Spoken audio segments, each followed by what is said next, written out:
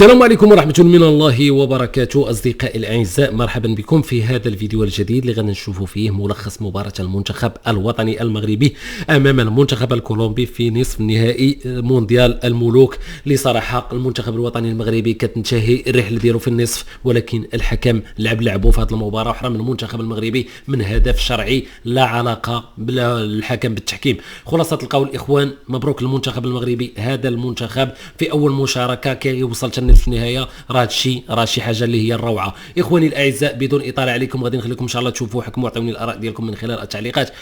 شجعونا بلايك، ندوزو نشوفوا الفيديو ونتلاقاو. اصدقاء ديالي، خوتي المغاربه العزاز، كنتمنى الفيديو يكون نال الاعجاب ديالكم. كنتمنى تعطيونا الاراء ديالكم من خلال التعليقات. عطيوني واحد الكلمه بخصوص الحكم ديال المباراه. الناس اللي مازال ما داروش لينا لايك، ما كرهتكمش خوتي المغاربه العزاز، حركوا لنا داك اللايك وتبارطاجيو لينا الفيديو باش يوصل جميع المغاربه في جميع انحاء العالم. اما الناس اللي ما مشتركينش في القناه، كنتمنى من الصميم ديال القلب ديالي الاشتراك في القناه وتفعيل زر الجرس لتتوصلوا دائما بجديدنا. تهلاو ليا في راسكم. السلام عليكم.